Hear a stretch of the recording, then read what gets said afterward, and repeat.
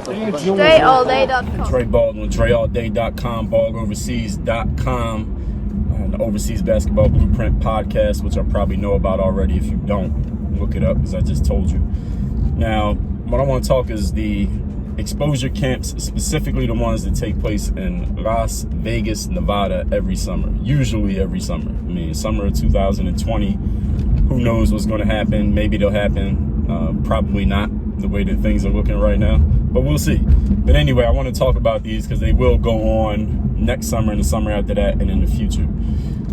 Most of the exposure camps that take place, when I was first coming up playing, a lot of them were taking place in Vegas, and there would be a few in other places.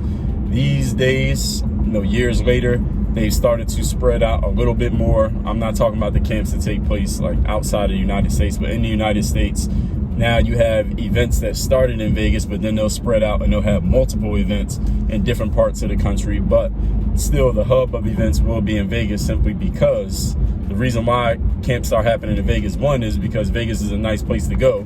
If you want to go somewhere and travel, then people want to do it in Vegas. Another reason is Vegas has a lot of event spaces. A lot of events happen in Vegas, even nowadays. As an entrepreneur and a keynote speaker, a lot of conferences and stuff that I go speak at take place in Las Vegas because they have a lot of hotels and they got a lot of conference spaces and event spaces, obviously basketball space as well. And the main reason that a lot of basketball events started happening in Vegas is because the NBA, they have their events in Las Vegas. Their NBA Summer League takes place there. They used to have one in Utah called the Rocky Mountain, I think it was the Rocky Mountain Showcase or something like that. They stopped having that and they just put everything in Vegas. And they would have the Orlando Summer League, which I don't think they have that anymore either. They just moved everything to Vegas. But it used to be they would have one in Orlando, one in Utah, and Vegas.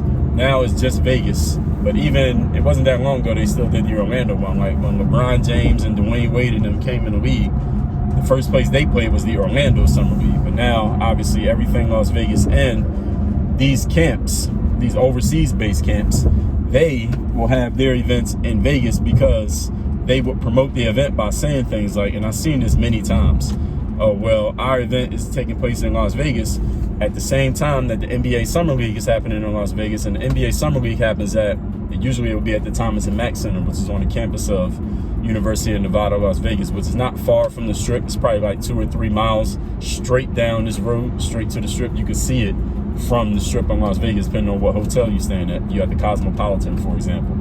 And I would always see this and I would say this is complete bullshit, because a league, some event would say, well, since our event is happening at the same time as the NBA Summer League, that means it's an opportunity for you to get seen, possibly not only by these scouts for these overseas teams, but also the NBA scouts might see you at the same time. So they were kind of like holding out this carrot of the possibility of you getting a job in the NBA just because you happen to be at a summer league at the same time that a bunch of NBA scouts happen to be in town in Las Vegas, which is bullshit. NBA scouts do not show up to Vegas hoping to randomly meet a basketball player who paid $350 to go to an exposure camp. That's not going to happen. It's bullshit.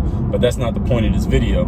The point is, those camps that did and do happen in Las Vegas are usually the most competitive camps. They're usually the highest level exposure camps that are taking place.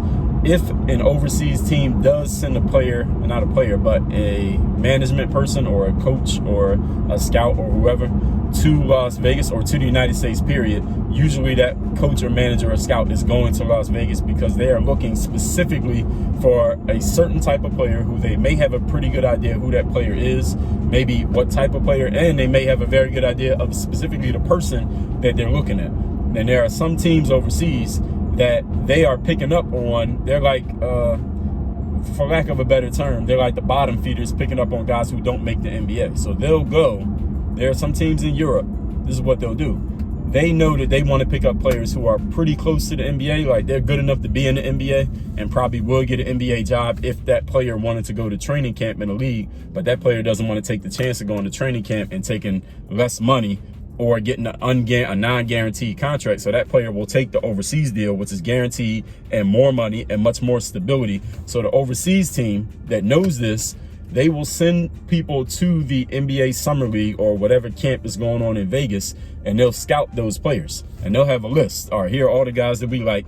We know that some of these guys are going to make NBA rosters and take that non-guaranteed deal, but some of these guys are not going to make the roster, or they'll get offered non-guaranteed NBA contracts and they won't want it. They'll rather take the guaranteed money. That is more money playing overseas. So we're going to go after whichever one of these guys doesn't make the Spurs or the Rockets or the Timberwolves. We're going to go after them and offer them one of our deals, or we're going to offer them that deal before NBA training camps even begin. We'll offer them this deal in like August or July and say, look, you know the deal. You know the NBA is going to offer you a non-guaranteed deal. They can cut you at any time, and then you'll be without a job, and all the overseas jobs will be taken. So why don't you take this job first? And that's what they'll come to the player and they'll make that pitch, not directly to the player, usually to the agent. This is the kind of conversation that they will have, and the agent already knows this. The player knows this, so they don't even have to say it, because the agent and the player, they already know this. The agents of players who are like fringe NBA players, they have these conversations, so they know this is what's going on. So those teams, and there's a reason why I'm telling y'all all this. Let me get to it.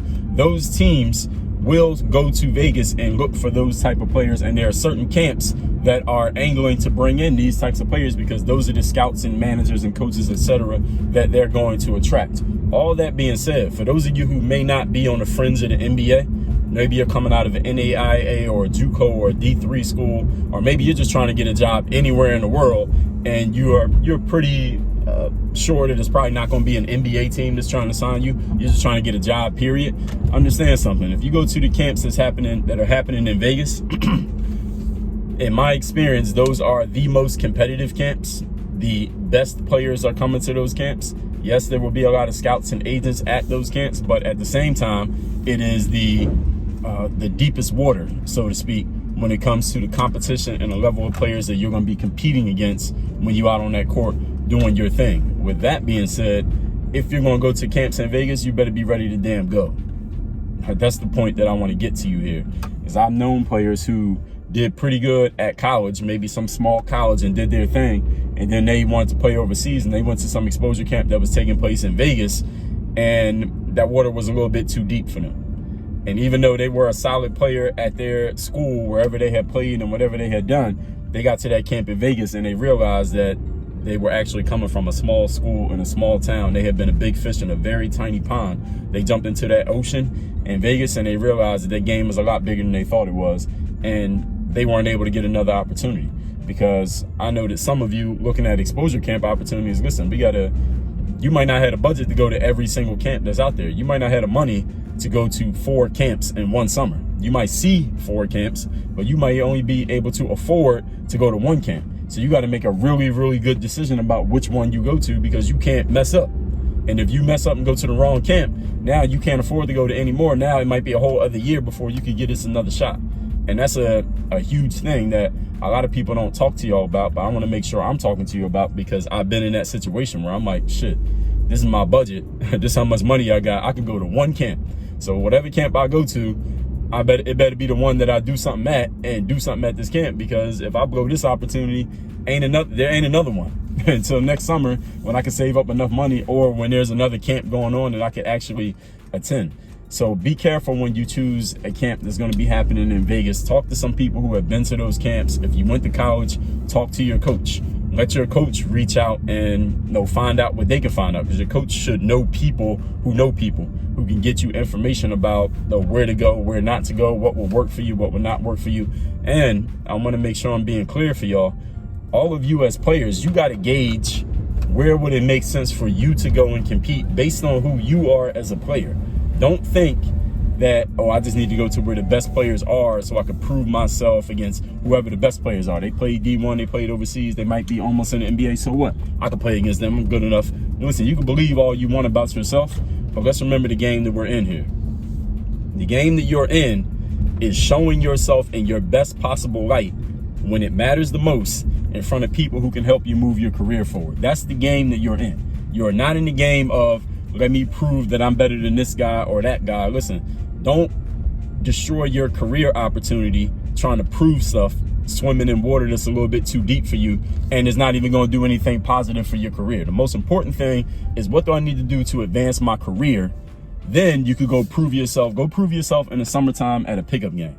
okay? When it comes to the exposure camps, go where you can show yourself in your best possible light so your game can get that look. So then you can get your deal, and then you got it. Now you got overseas on your resume. You got professional basketball on your resume, and then you can go prove stuff in the pickup games that nobody's judging your career off a pickup game. But when you go to that exposure camp, you put your money down, go somewhere where you can show out and you can look good against competition that's good enough that you can get a deal, but not too good that you can't do nothing on the court. I've seen dudes go to camps in Vegas and score 2 points every game because the water was a little bit too deep for them. Now, had they gone to a different camp, they might have scored 15, 20 points a game, and maybe they would have got a look. But because they chose unwisely, or because maybe they didn't have the right information, nobody had given them the info I'm giving you right now, they didn't notice, and then they ended up blowing their chance at a career. I've seen this happen. Don't let it happen to you. It's 2020 when I'm recording this, so you shouldn't have this mistake because I'm putting this information out there to make sure this doesn't happen to you. And most of the players who played overseas, or agents or coaches or scouts, they wouldn't tell you what I'm telling you right now. And if they are telling you it, it's probably because they heard it from me first. So I'm making sure I'm putting this out here.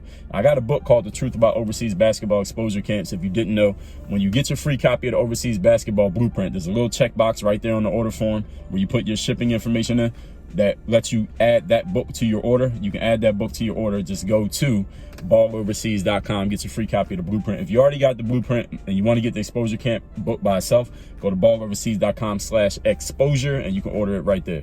Either way, get that book, have the information, make the right choice for your career. Choosing wisely is one of the most important aspects of success in life. It is not just about having hard work. It's not just about being talented. You got to make the right choices with your hard work and with your talent. That's what I'm telling you right here. Work on your game. Dre all day.